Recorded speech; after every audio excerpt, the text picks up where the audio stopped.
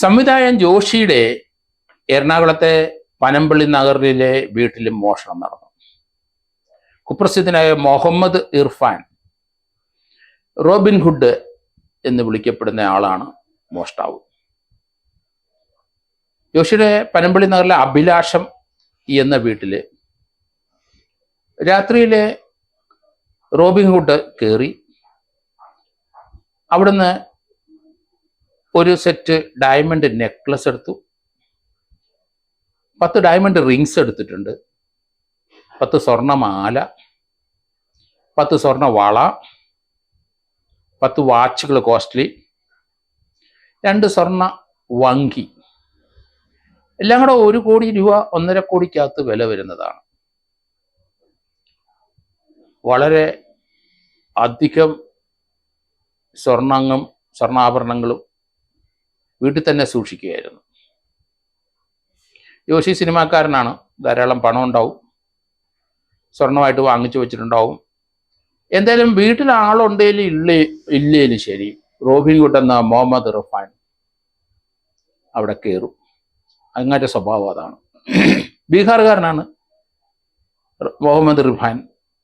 നേരത്തെ തിരുവനന്തപുരത്ത് ഒരു മോഷണം നടത്തിയിട്ടുണ്ട്, കേരളത്തിൽ 5-6 മോഷണം നടത്തിയിട്ടുണ്ട് അയാൾ.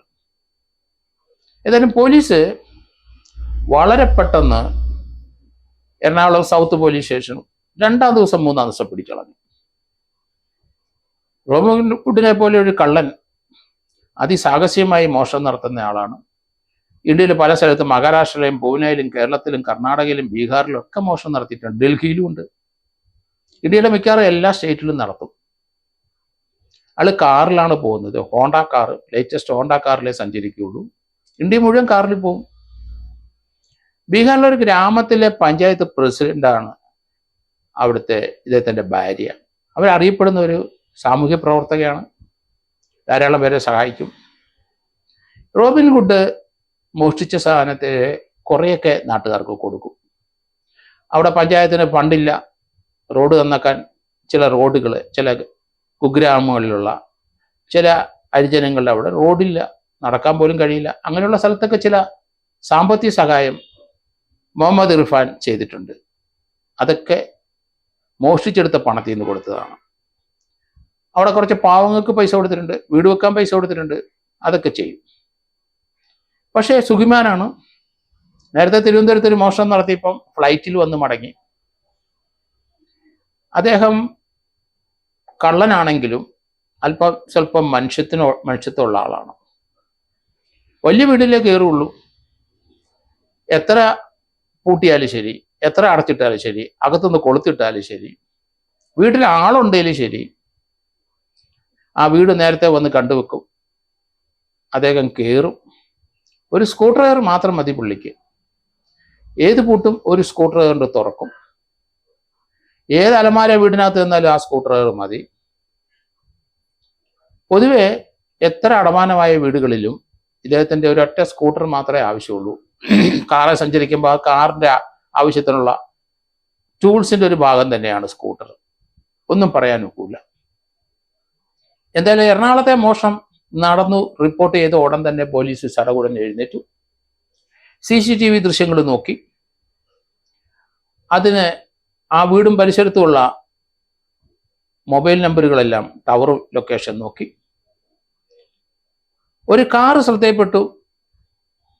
അത് മഹാരാഷ്ട്ര രജിസ്ട്രേഷനാണ്. ആ കാറ് സഞ്ചരിച്ചുകൊണ്ടിരിക്കുന്നു. കാറിൻ്റെ മൊബൈൽ ഫോണ് അത് മൂവ് ചെയ്യുകയാണ്, കാറിനകത്തിരിക്കുന്നത്.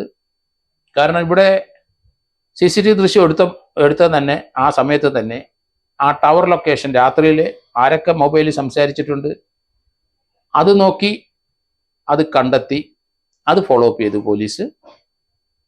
ഇത് മൂവ് ചെയ്തുകൊണ്ടിരിക്കുകയാണ്. ആള് കേരളത്തിൻ്റെ കർണാടകയിലോട്ട് കടന്നു എന്ന് മനസ്സിലായി. ആ നമ്പർ കർണാടക പോലീസിനെയും ഈ നമ്പർ മൊബൈൽ അവർക്ക് ലഭിച്ച ഈ കാറിൻ്റെ നമ്പർ വെച്ചിട്ട് മഹാരാഷ്ട്ര രജിസ്ട്രേഷൻ അവിടെ ബന്ധപ്പെട്ടു, കർണാടകയിൽ ബന്ധപ്പെട്ടു, പൂനെയിൽ ബന്ധപ്പെട്ടു. ഈ കാർ നമ്പർ അവർക്ക് അറിയാം. ഇത് മുഹമ്മദ് ഇർഫാൻ എന്ന കള്ളൻ്റെയാണ്, ആ റോബിൻഹുഡിൻ്റെയാണ്. അയാൾ മൂവ് ചെയ്തുകൊണ്ടിരിക്കുന്ന കേരളത്തിൽ നിന്ന്, കേരളത്തിൻ്റെ അതിർത്തി കടന്നു, ബോർഡർ കടന്നിരിക്കുന്നു. കർണാടക പോലീസിനെ അന്വേഷിച്ചു. അവിടുത്തെ പോലീസ് അലർട്ടായി. അവിടെ കോട്ട പോലീസ് സ്റ്റേഷൻ അതിർത്തിയിലെ സ്മാർട്ടായ ഒരു സബ് ഇൻസ്പെക്ടർ ഉണ്ടായിരുന്നു.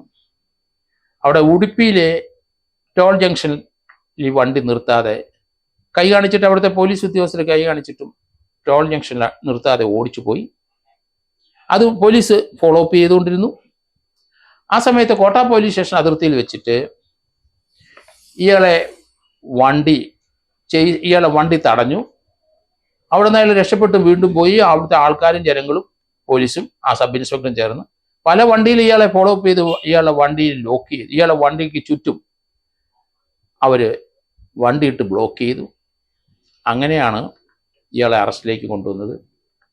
അയാൾ ശനിയാഴ്ച രാത്രിയിലാണ് എറണാകുളത്തെ ജോഷിയുടെ വീട്ടിൽ കയറിയത്. അത് തിങ്കളാഴ്ച അയാളെ ഉടുപ്പിയിട്ട് പിടിച്ചു. തിങ്കളാഴ്ച തന്നെ കേരള പോലീസിന് കൈമാറി.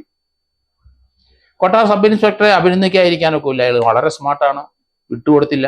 പുറകെ ചേസ് ചെയ്തു, നാട്ടുകാരെ കൂട്ടി, അവിടെയുള്ള വാഹനത്തിലെ ഉടമകളെ കൂട്ടി ഇയാളുടെ വണ്ടി ബ്ലോക്ക് ചെയ്ത് പല സ്ഥലത്ത് വിട്ട് ബ്ലോക്ക് ചെയ്തു. എന്തായാലും നല്ലൊരു ഡിറ്റക്ഷനാണ് എറണാകുളത്ത്. ആ കോട്ട SI അത് വാഹനം പരിശോധിച്ചപ്പം ജോഷിയുടെ വീട്ടിൽ നിന്ന് പോയ മുഴുവൻ സ്വർണങ്ങളും ഒരു സഞ്ചി പൊതിഞ്ഞ കാറിനകത്തുണ്ടായിരുന്നു.